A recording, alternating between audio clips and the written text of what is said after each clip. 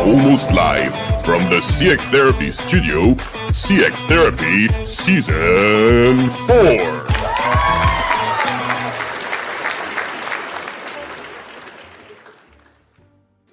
Good morning, Max. How are you doing today? I'm doing well. It's a little on the early side. The sun is up in the sky and starting to warm the world up a little bit. How are you? How's the afternoon? How's Paris? I'm doing great. I can't tell people why yet, but yes, it is very early your time today. So thank you for being here with me. I hope you have your coffee with you. I do. I have it right here, and it tends to get invisible with the background. But there we go. See it. All right, perfect. Do you have other things with you? Because what I'd like to start with today is to just wrap up the last session we had about a month ago now. It was a painful one for a common friend dealing with banking issues, identification, and all those fun stuff. So have you received something can actually call the mailbag? Now it's time to open this week's mailbag.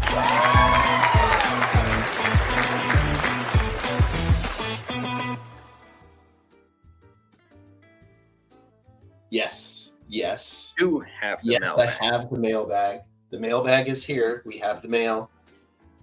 There is mail in the mailbag. All right. What do you have for us? The envelope, please, as the kids say. Let's see what we've got here. All right.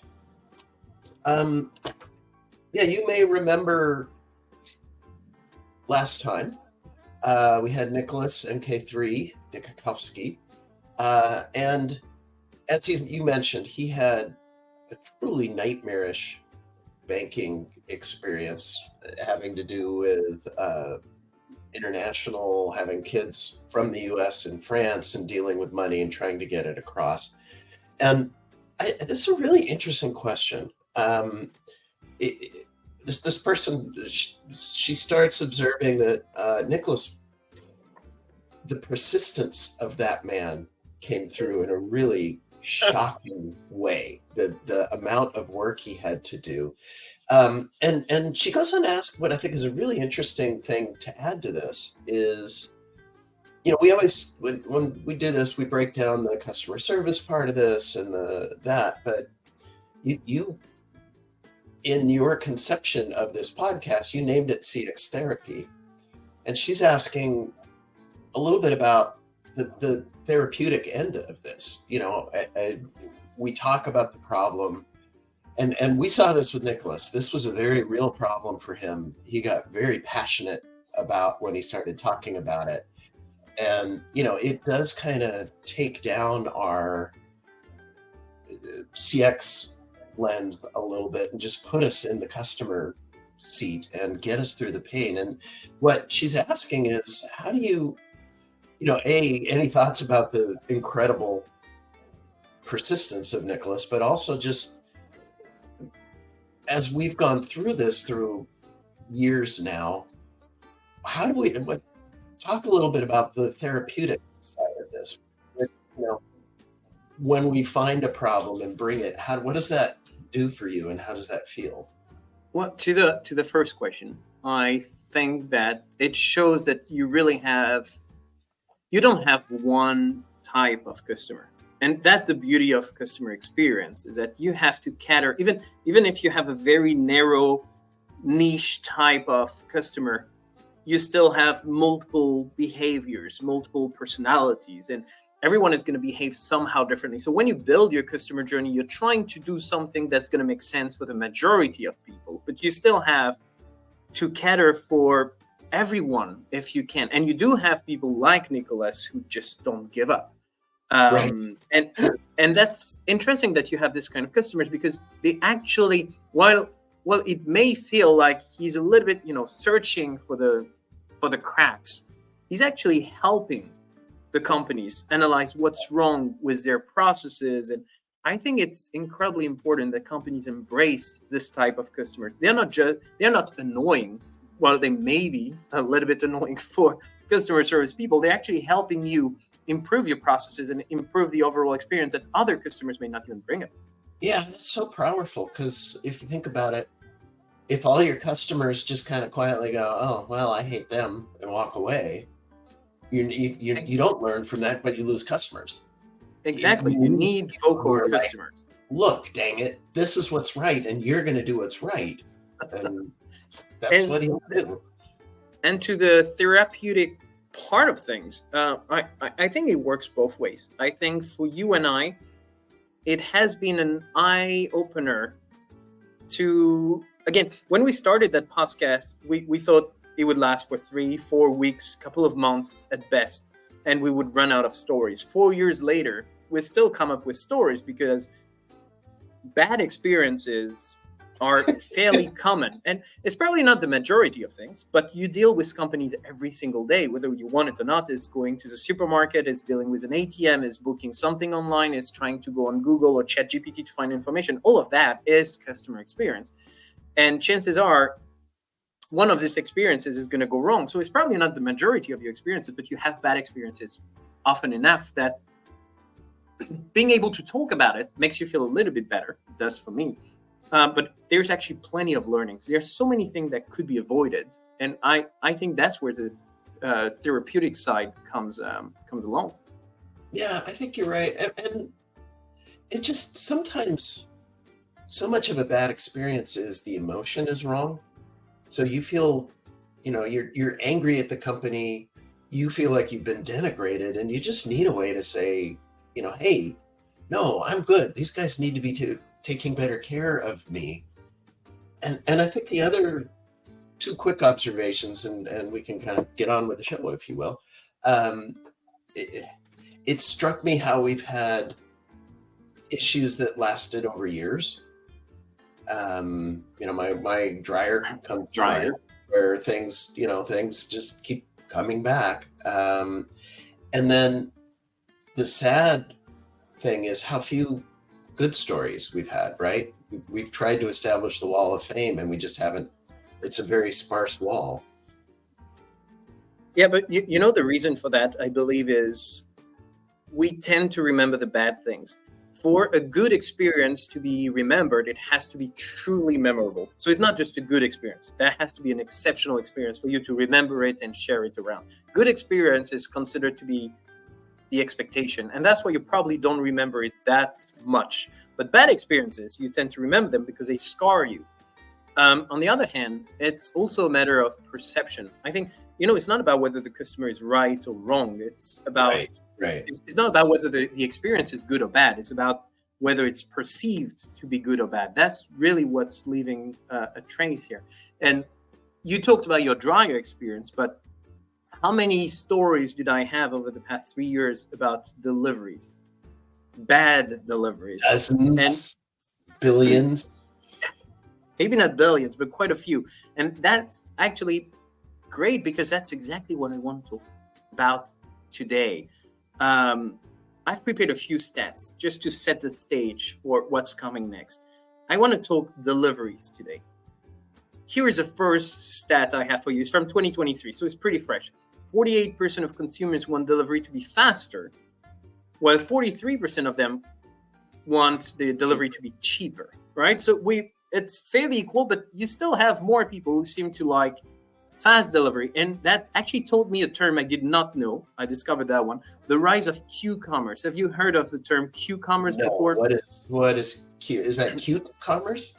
No, it's not cute commerce. Q-commerce, it stands for quick commerce. It's basically same day delivery or 2 hours delivery, whatever you call it, depending on your region. Right, okay. More and more people are asking for this kind of crazy fast delivery, whatever it costs, because we know it's not necessarily good for the delivery guy, not necessarily good for the economy of things, not necessarily good for the planet either. But it seems to be a trend, especially since the pandemic. So my first stat here, second one I've prepared for you, is 83% of people are willing to pay more for carbon neutral delivery. This is a European study. I don't know how that translates in the US. That was about France, Spain, and Italy. Also fairly recent, June of last year. How do you feel about that? Is that something that comes into account when you decide to buy a product versus another? Does it matter whether it's carbon neutral or not? I don't ever remember being offered that option. So honestly, I don't think I've ever had a chance to make that decision. I could see, for me personally, doing that.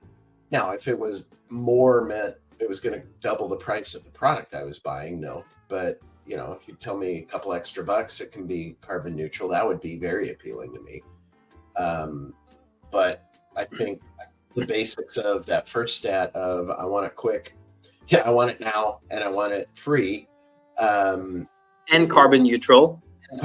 Yeah, it's just another.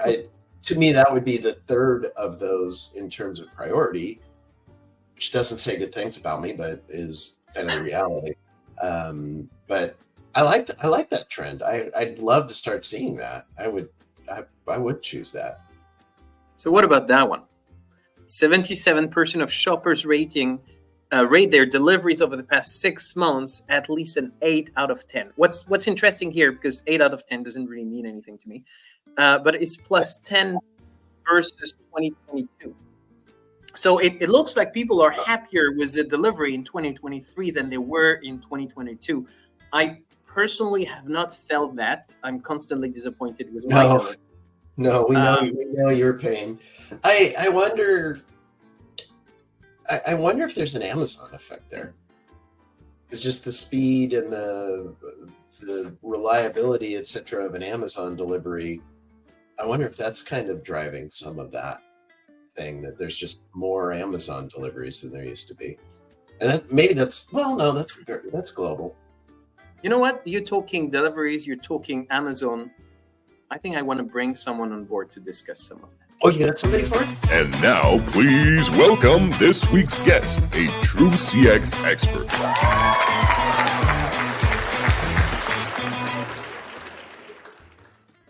Sorry, I was a bit quick at shooting the button, Max. Max, I'm going to tell you the reason why I asked you to wake up so early this morning. I want you to meet Justin. Justin is based in Australia, in Melbourne, to be exact. So that's why we had to change our typical arrangement. He is the CEO of the Australian Customer Experience Professional Association, ACSPA, if I pronounce it right, Justin. And he's probably, to my knowledge, the most famous customer experience expert in the entire Australian region. So I was so excited to have him on board and to introduce you guys. Justin, welcome to the show. Thanks, Julien, and thanks, Max. I appreciate the early morning rise. It's late at night here. It's very dark outside, so we truly are on opposite sides of the world, but I'm very thrilled to be on your show. Well, it's great to have you here. Yeah, we like to play with it's his evening when it's my morning, but now he gets the middle of the day, and you and I are on either one of the bleeding edges of the day. So, Justin, I'm going to exactly. I'm gonna have to put you on the Max Grill, where you're gonna have quite a few questions, but nothing too tricky. Normally, you should be just fine. These are biting, journalistic. Where were you on the night of December 31st? Sorts of questions. I'm in trouble if they're those questions, Max. I can't remember where I was yesterday. Yeah, you and me both, brother. You and me both. So, first question I have. Talk about customer experience in Australia a little bit. What's unique there, different about the mindset, if anything, or is it just like the rest of the world? Yeah, look, from my experience, I'd say we're probably just like the rest of the world. I think everyone's still grappling with what is customer experience? What does it really mean? And I think here or globally, I could ask 10 different people their interpretation of CX and I'll probably get 10 different responses. So it certainly means something different to everyone. We're certainly starting to see a lot more roles that are CX focused in Australia, particularly over the last couple of years. So, roles like Chief Customer Officer, etc., are starting to become more commonplace than what they were. But there was still a long way to go for the industry. As I said, I think there's a lot of confusion really around what does CX really mean, and what's the accountability of CX? How do we use that to drive business improvements, etc. And talking to people like yourself all over the world, I don't think it's too dissimilar to what everyone else is experiencing. Yeah, no, that's good to hear. I, having worked on the contact center or in the contact center vendor world a lot and used CX to mean just contact center, I know how bastardized the term gets very quickly. So that makes a lot of sense. So the AXPA, you said you struggled to remember what you were doing yesterday, but is there a story around a company that you worked with where you really felt like things went well and you guys made a difference for them and really helped?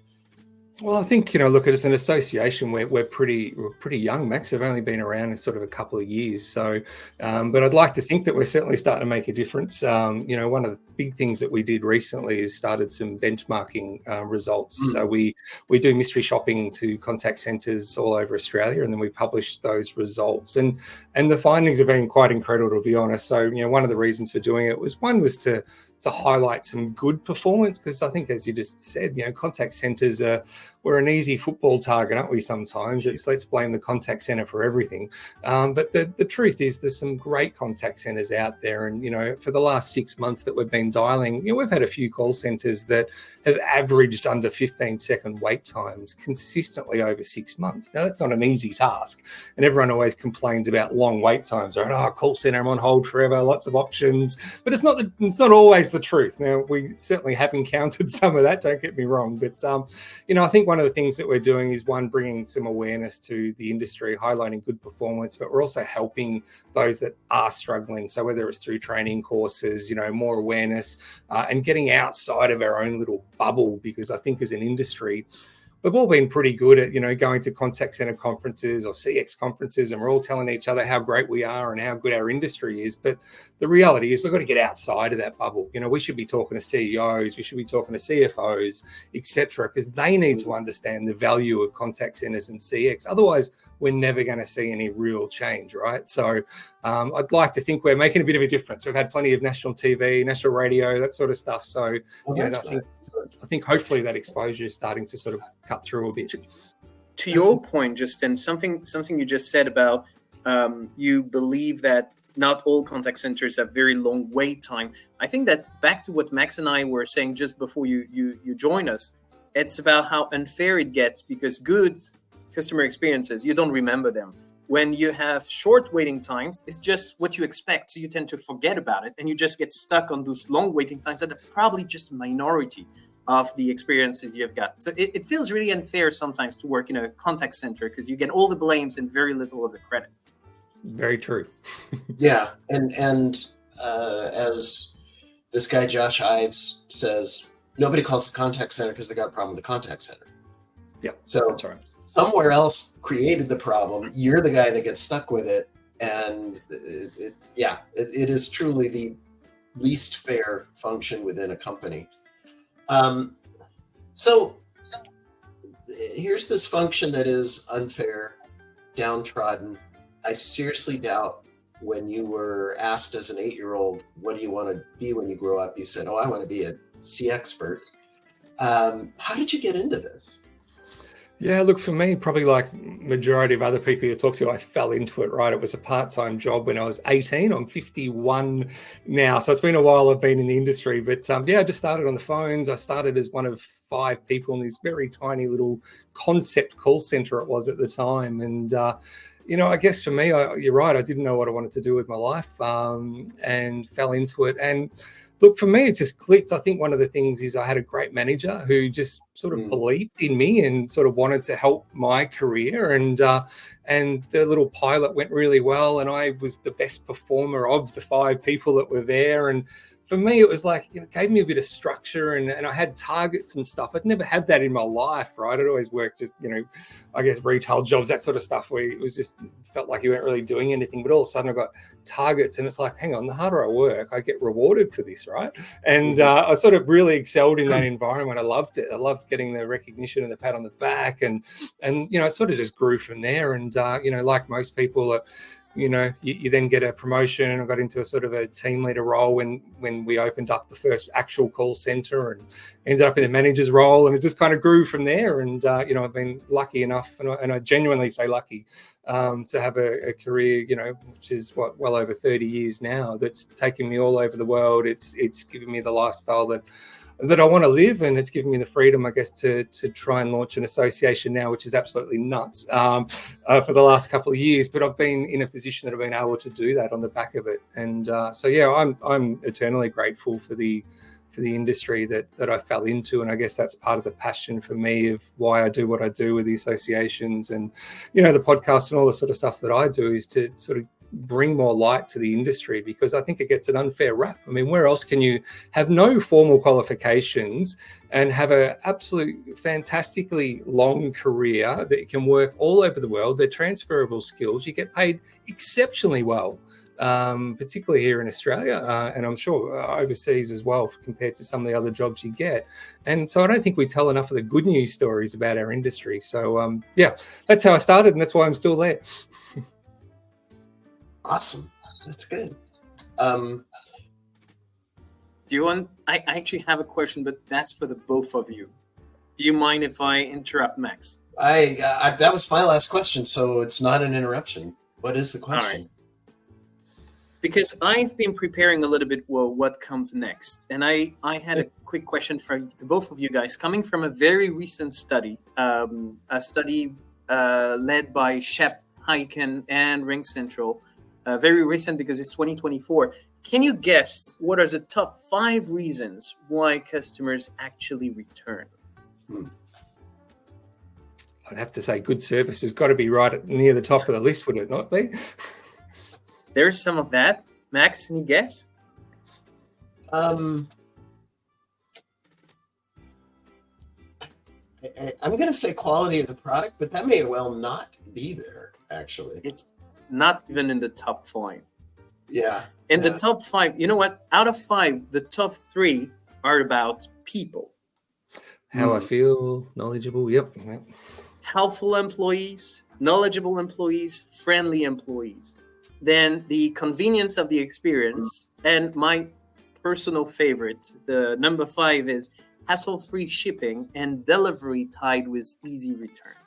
And I found the results absolutely amazing, just because I kind of know it's coming next, and I wanted to show you how important deliveries may be. So if you don't mind, Justin, we would like to listen to your story. Gather around, folks. It's time for Guest CX Story.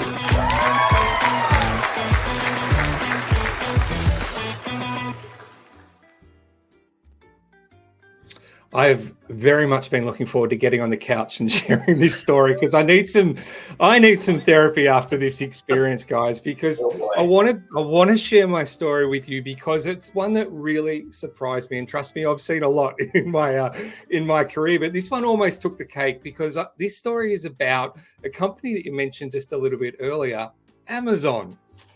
Now, we know Amazon, their vision is to be Earth's most customer-centric organization. And by and large, the experiences I'd had to date with Amazon have largely lived up to that. They've been fantastic. And I do order a fair bit from Amazon, and I can make an order on Sunday. The stuff will often be here Sunday night, Monday, etc. It's exceptional. And I had been using it consistently for years and never had an issue. So if you ask me if I was, on the Net Promoter Score, I'd be a 9 or a 10, right? I was a big fan. But I want to share this where it all went pear-shaped. And when things went pear-shaped, it really went pear-shaped. So Sunday night comes along, and I had a big podcast interview, not dissimilar to the self, with someone really important. I thought, you know what, I need to upgrade my camera before I do this. So this is a Sunday night, and I thought, I shopped around, I looked at Amazon, and I thought, there's the camera I want. Couldn't find it anywhere else. It was only on Amazon, but it was a good price. And it said it was going to be delivered on Tuesday.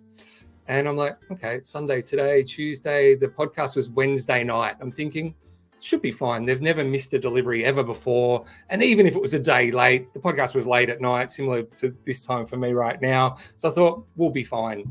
So anyway, Tuesday sort of comes around, and it was scheduled for a delivery at 8:00 at night. And I thought, this is great. And I was checking the tracking on the parcel, because you can check online. They're very good at this with Amazon. And so I looked at the scan, and it was it had been scanned at the facility, but it didn't say anything about being on board for delivery. And I thought, that's a bit weird, because every other time I've looked, it's always sort of said on board with the driver. And I thought, okay, a little bit nervous, but, never failed me before. It'll all be fine. So anyway, the day goes on, and we get to about 5:00, no delivery, checking the scan, no change. No on board, nothing. It had been scanned at one of their facilities at 1 a.m. the previous morning, and that was it. That was the last scan. So I thought, this is not great. I'm going to give them a call and, just see if we're still good for this delivery. So I called. Exceptional service. The phone, literally, I had a choice of live chat, phone call, and I said, I'll go with the phone call. Always like chatting to someone. So I got a call back within literally like 10 seconds. Someone called me and said, hello, hi, great service. I thought, this is really good, and I sort of expressed my concerns, and I was assured, don't worry, Justin, this happens. It's all okay. It's still scheduled for 8:00 delivery. So, don't stress. Sometimes, we miss scans and that sort of stuff. It'll all be okay. Okay, great. Hung up, not too worried about it. 8:00 comes, no delivery, no scan. I'm like, okay, not great. So I'm going to ring back this time. So I ring at literally like 8:10 saying, hey guys, just ringing back again. Didn't come. And then I said, look, yeah, don't worry. Look, it'll probably be there tomorrow, so don't stress. This happens sometimes. I'm sure it'll be here tomorrow. And I'm like, And I should preface this. I spent 15 years of my life working at Australia Post, right, which is the big parcel. Okay. I've seen some tracking complaints in my time. Trust me. So when things don't get scanned, I'm already a little bit nervous, right? And so anyway, next day comes, and no scan update at all. Still the last scan from 2 days ago. It hasn't been scanned anywhere. This has never happened in ever again. So I ring back again. I'm getting quite concerned at this point. And again, I'm told, look, don't worry, it'll come today. Look, just don't worry, don't stress, blah, blah, blah, same spiel. And we get to again that night, 8:00, because that's their cutoff here for deliveries. No delivery, no update on the scan. I ring back, and then I said, no, well, you know what? We have to wait at least 3 days before we can actually treat this as missing. And I was like, but there's only been a scan from 2 days ago, guys. There's been no scan since then, and I need this for tomorrow, right? I've got this big thing that I need. One of the things in the parcel is something I really need. And they were basically just said bad luck, and just we have to wait 3 days. And I had live chat conversations. I had phone call conversations. The script was practically the same, no matter who I spoke to. And when I asked to escalate, because I said, guys, this is not good enough. I want to speak to someone a bit more senior that can actually take some accountability here and help me. I was hung up on three separate occasions, because they said there is nothing that my manager is going to tell you that's any different. And this happened on chat, which is terminated, and it happened on phone calls that were also terminated. It said, we're going around in circles here. I can't escalate you, so I can't help you. You have to wait 3 days. So, of course, 3 days was not going to help me with the camera. So the next day came the day of the thing. It didn't arrive still, right? So this was a complete write-off. I had to reschedule the podcast, which was embarrassing from my behalf. And so anyway, so I'm back on, with Amazon going, this is just not good enough, blah, blah, blah. And then if that wasn't sort of bad enough, being hung up on and all this frustration that was coming out, they said, well, I said, can you resend it? No, but we can, now you are eligible for a refund. And I said, okay, great. Just give me the refund. If you can't send me another one, just give me the refund. They said, well, to get your refund, we will send you a claim form, and you need to fill out the claim form for us to evaluate to process your refund. So I'm like, guys, you lost the parcel that you were sending to me. It hasn't been scanned in your system, and now you want me to fill out a claim form to get my money back for the parcel that you haven't delivered. It was just extraordinary. So, as I said, when their system went wrong, it really went wrong. And there was so many errors in the emails that came out to me with updates, still saying it was going to be delivered, even though it was past the delivery date. There was no names on, some of the emails, so no one was taking accountability for anything. And after every single interaction I had, even when I was hung up on, even when the chat was terminated, I was sent a satisfaction survey. My favorite. And of course, I, being me, responded to every one of them and said it was the worst service I've ever experienced. It's atrocious. I went to town, 1 star, all the stuff. No, didn't hear from anyone. So, and I did that on every single interaction that I had. So an absolute disaster as a customer. And I was, like you said, it was just so frustrating because I just couldn't vent to anyone in the company. No one literally seemed to care. So yeah, it was really, really frustrating. And so I did, I went to the next level. I thought, right, who do I know in LinkedIn, right? I've got to know someone at Amazon, right? I've got a pretty good network. It's time to get really cranky here. So I went through a network, and sure enough, I had a few connections that were fairly senior in Amazon. So, I don't like using LinkedIn for that sometimes, but when you get sort of hung up on and the experience that I had and then told to fill out a claim form, I'm like, this is just ridiculous. And so I reached out to a couple of those senior people, didn't hear back from them at all, nothing. And I was like, wow, the Earth's most customer-centric organization, you've absolutely destroyed me as a customer. And even your senior managers don't want to actually hear from a frustrated customer. So it was a pretty appalling experience all around, guys. You remember Where do we start? I know, right? Where do you start? There's the Wile E. Coyote chasing the Roadrunner in the old cartoon, and there's that moment where he runs off the cliff and he just hangs in midair for a few. I feel like this was that sort of experience where it's like, oh, everything's great, everything's fine, yeah, we're wonderful, yeah, it's okay, and then just everything died at that point. Yeah, that just feels exactly like what that. Wow. I had to take notes while you were talking because there were just so many elements. It was a lot. I know. I'm sorry. The first thing, however, is really on you, making us feel bad because none of us upgraded our camera before having you on the show. So thank you for that. You look great already. You don't need to. In my defense, I've only had this camera for about a month. So. All right. So thank you. It's getting even worse. For this. I guess what I can say is I got this camera because Amazon gave it to me because I was doing a video for them. So really? I guess that's relevant to the conversation. Yeah, so you that was not the right person you invited to your podcast. Just before we deep dive, just a few things. Before we deep dive into the details, just a few things that I've noted that just don't seem to work out for me. The first thing is the scripts around the "Don't worry, I'm sure it's going to be fine." All those specific words that were probably carefully chosen by whoever had written the script.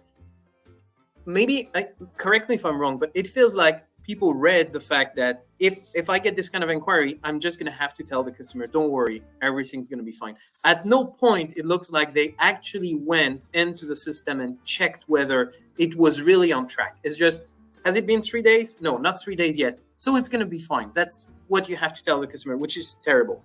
Hanging on the customer, gosh, wait, we need to talk about that. The claim form from a customer effort score, it's beyond ridiculous. It's just pushing the effort and the blame on the wrong person. Take responsibilities for your fuck up at some point.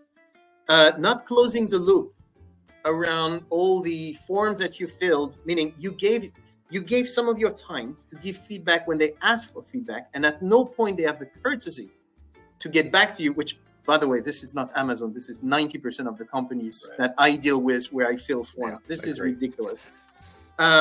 And the cherry on the cake, just talking to senior people who don't even have the courtesy. I mean, they probably don't deal with this themselves. I understand that, but I'm going to pass the message to the team, just acknowledging the fact that they've received it and that they're going to do something. Whether they do something or not, you'll never know. But just ignoring the message, I understand why you had to vent for a second. There is definitely plenty enough for us to analyze here.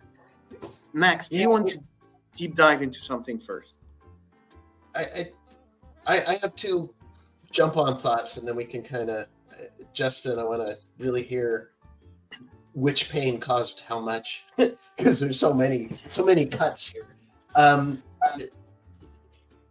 I do hear one redeeming thing in this, or not redeeming, but one positive thing in this is it sounds like they were very consistent across channels, across multiple things. So there you go. There's a silver lining in everything, isn't there, Max? Yes. Yeah. But one of the things Julien said was one of the things that really struck me is it just sounded like it was, oh, it's okay, and they're just trusting that it's okay. They're not, they're just saying, oh yeah, this happens all the time, blah, blah, blah, blah, blah. And that's the part that it just becomes demeaning to you. It's like, oh, I'm not going to bother to look at anything. I'm just going to tell you it's okay. And usually it is, so that'll be all right. That's just... You were not looking for therapy. You were looking for information. They've provided you with a shoulder to cry on, but that's not what you were asking for in the first place. Yeah, correct. I just wanted my parcel. And what was infuriating was because Amazon used lots of different delivery partners to get things delivered sometimes, but the scan was actually at the Amazon facility. It was Amazon. So it's not like they could put the blame onto a third party and say, oh, well, we gave it to, whoever, DHL or someone to deliver. It was with Amazon. And I said, guys, there hasn't been any scan or update in over 48 hours. Stop telling me that it's okay and it's going to arrive. There's clearly a problem. And as you pointed out, Max, it was the same response, whether it was, via chat or whether it was by phone. So clearly that was not by accident. They've been told to wait 3 days. And so for me as a customer, I thought, when you speak to really customer-centric organizations that they claim to be, the first thing you'd be expecting to hear is, one, I'm so sorry that's happened. I can understand this is urgent for you. Can we dispatch another parcel for you now? And if that one does happen to arrive, just send it back to us and we'll, return it. That conversation never took place, never happened at all.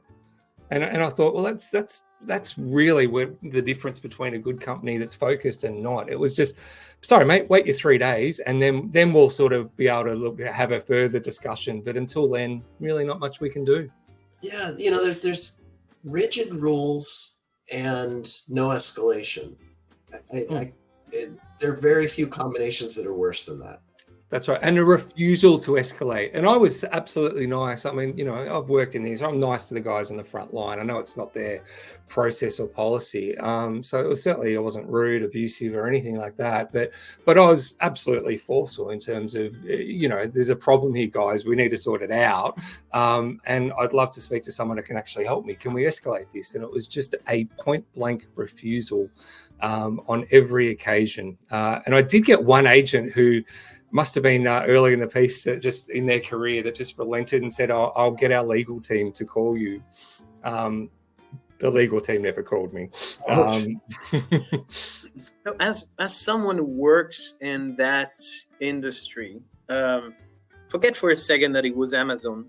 It could have been any other company. So you are here to help, train, influence a company that you realize actually hangs up on customers. What would be your first advice? There is the obvious thing here. Stop hanging up on customers. But beside this, what could they have done better? Because there is a lot they could do better here. But what would be the simple first fix here? Look, to me, allowing an escalation would have probably been the most simple fix, right? Because, you're right. Sometimes the supervisor or the manager is probably going to tell you the same thing because they're stuck in the same rules and ecosystem. But as a customer, I feel like at least I've had the chance to express my concerns to someone different. And typically when something gets escalated, there's got to be some sort of action or commitment or follow-up. And so when they just block you and you just don't even get the chance to escalate, that's the end of the conversation. They're basically saying, I don't care, and we're just going to hang up on you. So for me, I'm not a big fan of hanging up unless the customer's been abusive. I think it's more than reasonable to escalate to someone senior that can actually take the call, because, you'd like to think that someone with a bit of customer focus would have looked at the scan and realised that, okay, this is obviously lost or something's gone wrong, so let's talk about how we recover the situation. And the frontline agents just didn't either have the authority or the skills to be able to do that. You know, something that strikes me here is that these days everyone is talking about artificial intelligence and whether chatbots and voice bots are going to replace customer service agents at some point. And I don't, because humans have value. Right? You can add empathy, you can add understanding, you can add comprehension that a machine, however smart it could be, may not have. But this is the exact opposite example. You have been talking to humans that act like machines. They didn't do any of the checks. They did not stop reading their script. They even ended up bugging like an old XP Windows system from the 2000, when you had too many inquiries coming in the same time.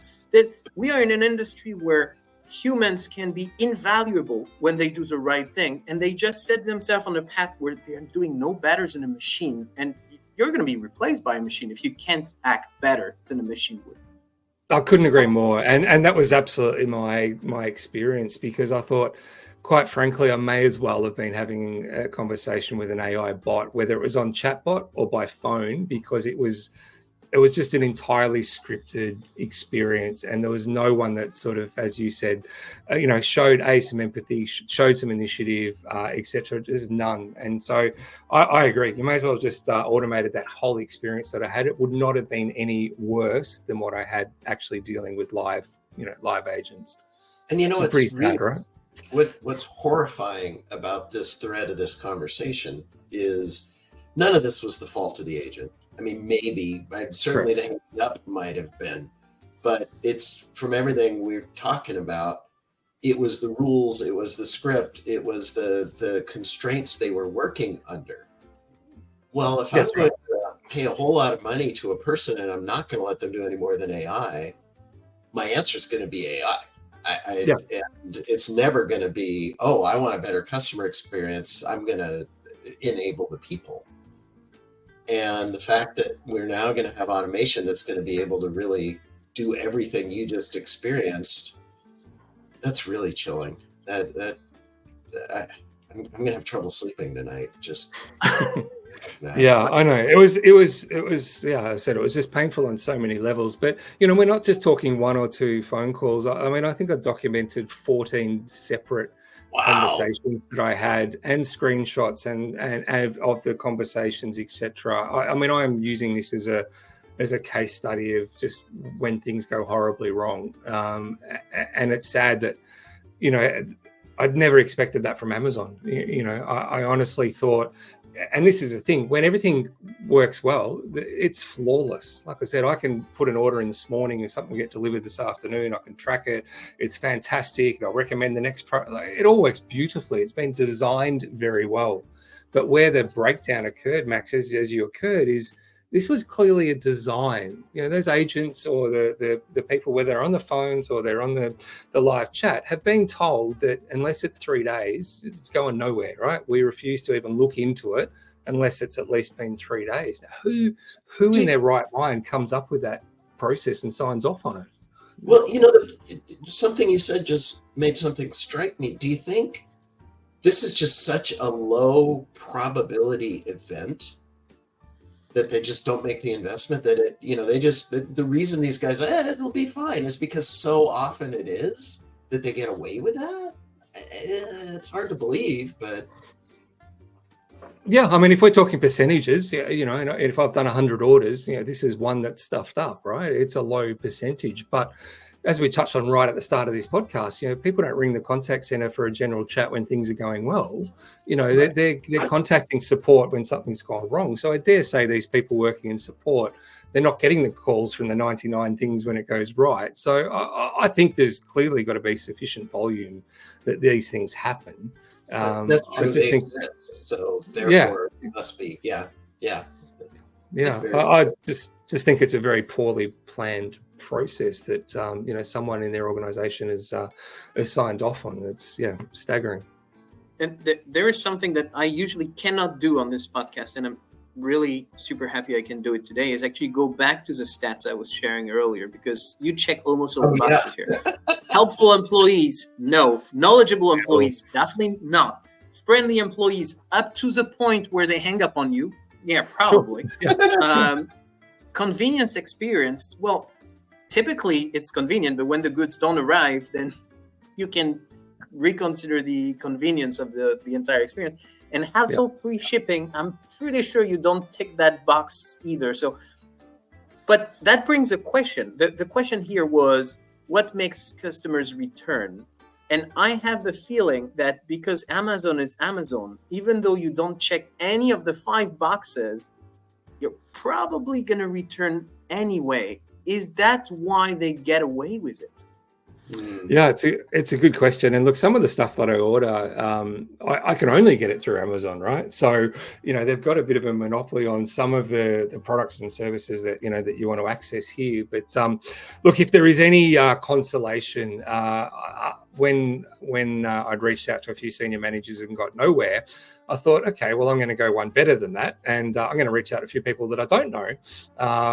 And so I did. And thankfully, someone there realized the seriousness of the situation, and I did end up getting a call from a very senior manager in Amazon that, did look into the case, and not surprisingly, the money was refunded into my account the same day, as well as a bit of a credit for goodwill for the poor experience that I'd gone through, and a call from another manager who wanted to know a bit of the details on how they could use that for the learning. So, as always, when you get through to the right person, you get a chance to hopefully drive some change. But the fact that this just, I'm lucky because, right or wrong, I've got a bit of influence that, that maybe normal people don't. So if someone else had reached out, maybe they wouldn't have got that call and no one would have cared. So, and that's what annoys me, because I wonder how many other customers had gone through that process and just gone, this is just horrendous.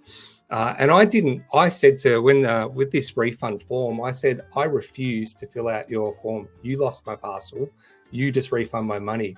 And we're in a stalemate. And I had a couple of phone calls along the same line, and it was always the same outcome. Well, we can't refund until you fill out the form. And we're talking, I think it was about $700 Australian, which is only probably $10 euro these days. But it wasn't a small amount. It wasn't like $20 or something, right? It was a fair bit of money.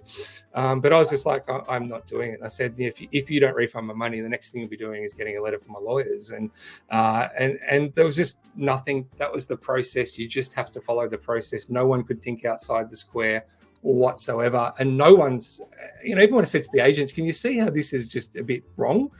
Oh, like, yeah, well, we agree with you, but, this is the process and you have to, it was just like, oh, don't say those words to me. It's like, how many times you heard it? Oh, well, it's just the process. Well, your process is stuffed. Get a new one, escalate it to someone who can fix it. Like, ugh, crazy. Yeah, we are back to a theme that unfortunately we touch on every single episode of this podcast, which is people empowerment. In your story, there is zero people empowerment. And maybe you need to have good people to be able to empower them and get something out of it. But chances are in their contact center, they have a bunch of good people. If they had been empowered versus being told to read a script and hang up on people when they can't go along with their script, chances are the experience would have been much better than it has been. Well, that's right. And again, the simple solution here was just, we'll either refund your money now, we can see it hasn't been scanned, we'll refund it, or we'll dispatch another one for you. And if that original one shows up, just return it back to us. That was just a really simple solution that, there's so many companies that I deal with that would have done that in a heartbeat. And the fact that Amazon don't have that in their processes was quite staggering to me, that it just wasn't even an option.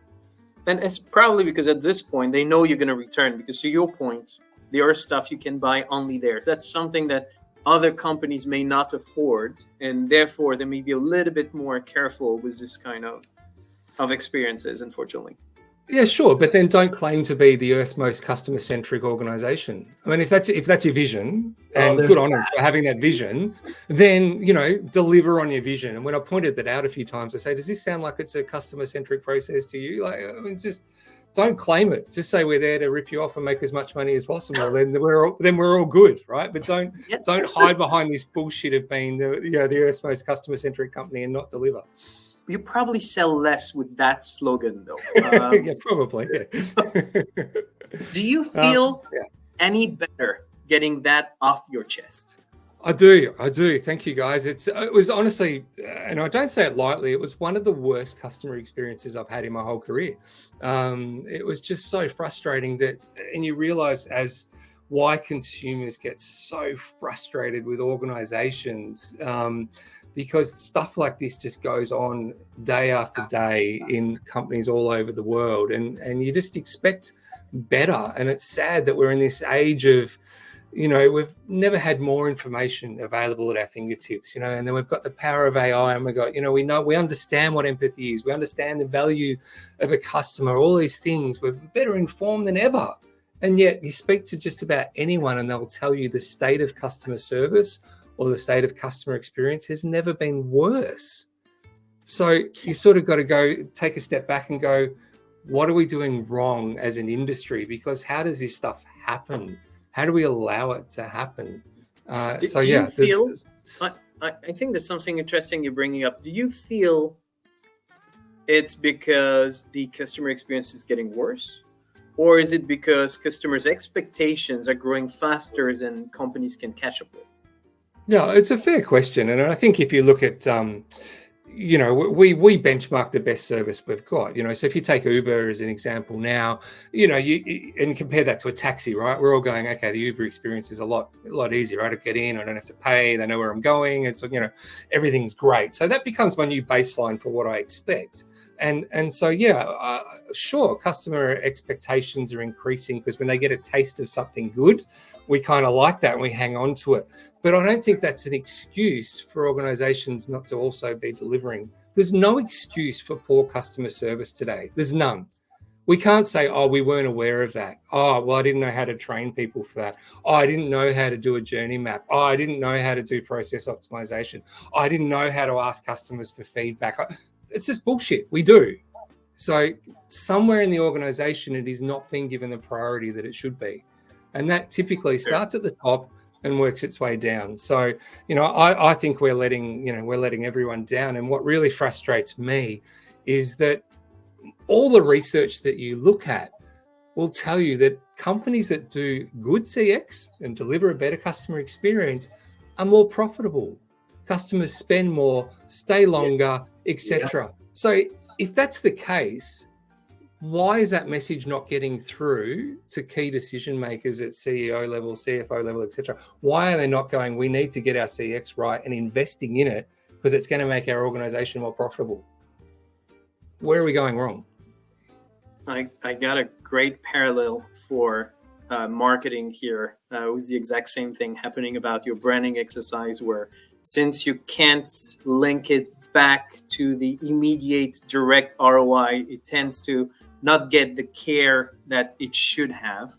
And that's really unfortunate because that it's what's working. Probably a topic for us to dive into in another episode, Matt. Yeah, there's hours and hours of, on the Forrester side, on the research side, we do something called the CX index, and it letter and verse. This, literally to the brand. This brand, their revenue went up when they did this. Yeah. And it's significant. It's not 1 or 2%. Like those numbers are big. Hundreds of millions, billions of dollars a year in cases. Yeah. But I talked to contact center managers, and they're like, yeah, we built this business case. We were very thoughtful about it, and here's how a better customer experience is going to lead to more spend. and you can't prove it. It's too indirect. It's so hard to get somebody to put the money down to make that happen. It's just really hard. Well, the silver lining here is that you seem to feel better about getting that one off your chest. We have found quite a few things that could have been done better. Not sure Amazon is going to change its. It should be insightful for other companies in terms of what you should not be doing and why it is you should not be doing that. Thank you so much for joining us today. Thank you so much for staying so late at night, or should I say early in the morning by now. Thanks a lot, Justin. It was really a pleasure having you in our podcast. Thank you, guys. I appreciate the opportunity to let it all out, and I definitely feel a lot lighter. So thank you guys for having me on. Well, that's good. Thank you very much. I hope you'll have a good night's sleep as a result. That's one thing we can give you here. Indeed. Thank you, Justin. Thanks. So, Max, quite a story here. I feel less lonely now. I have someone else I can talk to complain about bad deliveries, because you don't have that many of these problems. I do. And I feel I finally have someone who I can talk to. A delivery brother. It's interesting we didn't share that many of your experiences back with him, but I guess they're all well documented. We've got them back there. The one thing, another thing that struck me is we kind of opened talking about how persistent Nicholas is. 14 experiences, 14 forums. Justin's right up there in the Persistent Customer Hall of Fame, clearly. If you're out there and something on this discussion struck you, please send us an email, respond in LinkedIn is a great way to get a hold of us. Let us know. You may find your letter here on the mailbag in a month. So hopefully people will do that. And I just appreciate you, Julien, and enjoy doing this with you. And Justin, that was a painful but fun one. Absolutely. I could not agree more. Well, thank you very much again for your time and wisdom, Max. I wish you have a beautiful and long day, because it's still very early for you. And then I'll talk to you next month for another story and another guest then. All right. That sounds great. Take care. Talk soon. Bye.